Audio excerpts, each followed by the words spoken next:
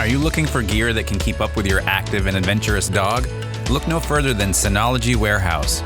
They specialize in equipping the modern canine with distinguished, overbuilt gear that's built to last from home to horizon. From premium collars and leashes to rugged outdoor gear, they have everything you need to keep your dog comfortable and safe no matter where your adventures take you. I've been using their Biothane slip leashes for months now and I love them. They have a nice feel, a good grip, and they clean very easily. Use coupon code Vermont to receive 10% off your purchase. Head over to Synology Warehouse on Etsy today and give your dog the gear they deserve. Synology Warehouse, overbuilt gear that's built to last from home to horizon.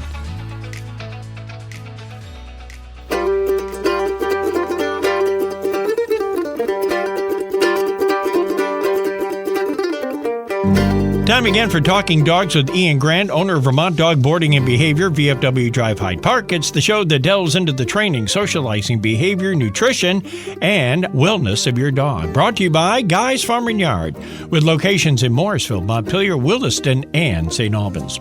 And we're back with the trainer, Ian Grant, and this week, the topic is when a dog owner says, I've tried everything. So I guess the question is, what did they try, and did they really try everything?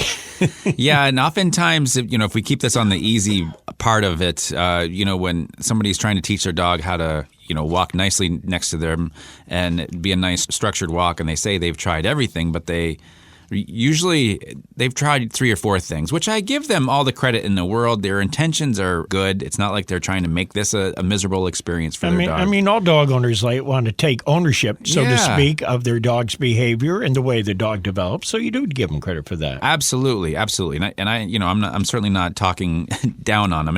And this is this show, I want this to kind of be like a little tongue in cheek here, because there is some seriousness to this, but there's also let's look at it from the dog's perspective too. Right. Okay. And when we look at it from the dog's perspective, most of the time what happens is when somebody tries something new, they don't stick to it long enough for the dog to understand. And so let's say they go out and try a new tool for their dog just to walk on. I think oftentimes when a dog owner looks at it and they don't get those immediate results, or if they don't get those results within a day or two, they're done with it. It's over. This doesn't work. Yeah. I don't know why my neighbors told me to get this tool, because it doesn't work. Yeah. So their expectations may be a little bit too high, too fast. Yes, exactly. But if we look at how dogs learn in patterns, and we're trying to keep those patterns simple, and sessions are, short and positive and that kind of thing, then we want to look at it and go, okay, this is going to take some time, but also let's just try this in the house to start with this tool. Let's not just take the tool, slap it on our dog, and just try to, hit a local rec path where there's dogs and people everywhere. Because that's a distraction to the whole lesson. To everything. And of course it's not going to work. Right. But again, they've tried it. It doesn't work. So then they look at it and go, okay, I'm just going to go on and buy the next tool, and then buy the next tool. But their pattern stays the same of, let's just bring it back to that same path where all those people and dogs are. Yeah. And so eventually it sets the dog up for success. The long-term ramifications of this are that the dog just ends up being confused. Yeah, because you're constantly trying new things. Why can't we just stick to the same thing? And just work on it for a while. And just work on it. And unfortunately, this is where it gets, the waters get muddy, so to speak, because it's not easy on the dog. And oftentimes when I do hear the client sit down, we've tried everything. Okay, all right. And you're here, so now you're trying something else too, and hopefully I can. So you're trying to be sympathetic, and you're trying to encourage them too. You don't want to discourage them. Yes, right. But most of the times when I hear this, my first priority is let's talk about how dogs learn. Let's simplify this, because at some point we all learned as adults. We all learned what 2 + 2 was when we were kids. But how many times did we actually have to hear it in how many different settings before it became internalized to us, before it becomes instinctual? And that's a long time. And so when we try new things, we have to teach it. We have to be very simple. We have to keep reinforcing it. We have to repeat it and repeat it and repeat it. And then eventually we'll start to see those expectations that we want from our dog walking next to us on a nice loose leash. So you almost need a tool to perform the tool. I mean, you need the learning. You need to know how to go about the process before you actually expect to get results from it. Yeah, look at something simple like feeding our dogs. Think about how many times your dog actually had to hear the food hit the dish before they realized, oh, there's food. But we do that twice a day. So that's one of those things that we do religiously.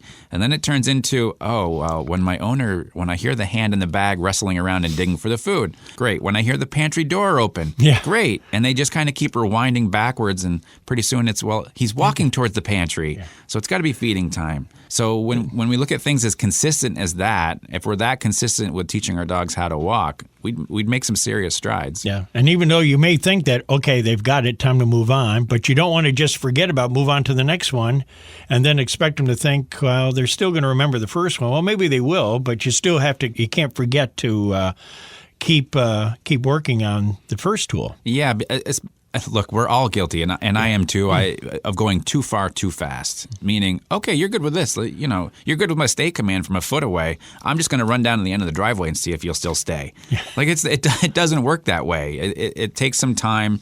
It takes the repetitions. But I remember when I was first learning about dog training and getting into it, I just felt like things were going so fast and so quickly. And I had a couple of people point out, like, Ian, you need to slow down so the dog can actually keep up with you and understand. And sometimes we need to stop and smell the roses and take our time with it. Back with our question from the doggy bag in just a moment here on Talking Dogs. Roaming is a Los Angeles-based premium lifestyle brand that is motivated by nature. Roaming features high-quality, earth-friendly dog products made from renewable and natural materials like their bio-based and 100% compostable biodegradable dog poop bags. These bags really are awesome. I've been using their bags for a few months now, and I love the durability, the way they feel, and the fact that they are good for the earth. They also have a special discount for our listeners. Use code VermontDog to get 20% off your first purchase, including 20% off the first 3 orders if you sign up for one of their poop bag subscriptions. They also have some beautiful leather leashes made right here in the USA. You can check them out at roaming.com. That's ROMNG.com. Back with Talking Dogs with Ian Grant from Vermont Dog Boarding and Behavior, VFW Drive Hyde Park. If you want to catch up with some of his other podcasts that he does throughout the course of his week, including going back to some past Talking Dog show, you can go to his website, VermontDogBoardingandBehavior.com, click on podcasts, and listen away. There you go. A great wintertime treat. All right, our question this morning, Ian, is what can I do about a dog that just doesn't want to bond with me? That can be kind of disheartening too. You get a dog and it's just you're not in tune. Yeah, and this doesn't happen a lot. I don't have a lot of clients that come in and say this, thankfully. But oftentimes the first thing that I look at is, okay, where's your energy? Where's the dog owner's energy in this? Are you always excited? Are you very emotional? Do you get angry a lot? Those are the first things I look at. And if we can remove all that and go, this is a normal person that, has a regular job and, nice person, then okay, we're good. Sometimes we look at the dog's history. If we know it, if we don't know it, I'm not going to waste my time on it. If we look at this dog and go, there might be some abuse or neglect or whatever, then we have to look at this and think, this might be a trust issue. Who knows? This could be a new dog to this person. However, I want this dog to know what to expect from me on a given day, every day. I want to get into a routine with this dog so it can learn exactly, I want to become predictable to that dog. Oftentimes when I see a dog that doesn't, or I hear this, sometimes the owner starts to be a little bit too forward with this dog. Like it's going to constantly go over into that dog's space and try to pet it instead of inviting over. And sometimes we can just overpower dogs like this. And it can get, it is disheartening when you see it. And then there's just some dogs that they're not big fans of affection. Yeah, exactly. And I was just going to mention the example of the last 2 dogs we've had. Of course, Tika, who we have now, who's not really affectionate, but she loves us, I hope. Yeah. But the dog before this, Clover, was just, we were in tune. And this goes back to the definition of not the perfect dog. Yeah, the 1,000,001 dog. The 1,000,001 dog, yeah. And that's what Clover, which we thought was. Not that we love Tika less, but sometimes it's just their personalities or, as you said in the beginning, could be a little bit of their history. Not necessarily abuse, but maybe the ones that had the dog just didn't give them enough affection at that time. Yeah, and the other part of this too is I've had owners say, my dog doesn't like to be pet on its back leg. My first thought is, okay, that might be something that we have to vet check out to make sure there's not some pain or injury of some sort. And then if everything's cleared, just don't pet it on the back leg. Like if it doesn't like it, then we don't need to keep pushing don't do pushing it and pushing it. It's not that important. Yeah. And so, unfortunately, you may have a dog that's a little more cat-like, quite independent, and that's just the way it works. But I wouldn't stress over it, and I would just give it some time. If you have a question for Ian, you can email him directly to info@VermontDogBoardingAndBehavior.com.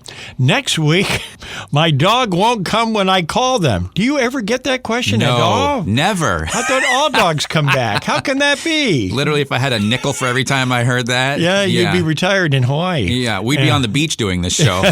Okay. So this has to be a question that every dog owner has gone through at least once or twice. Yes, absolutely. It happens a lot, and almost daily is I hear this. It's always. Okay. All right. Next week, we'll see what we can do about it. On Talking Dogs with Ian Grant, brought to you by Guy's Farm and Yard, with locations in Morrisville, Montpelier, Williston, and St. Albans. And for the trainer Ian Grant, I'm Roland LaJoy, and we are Talking Dogs.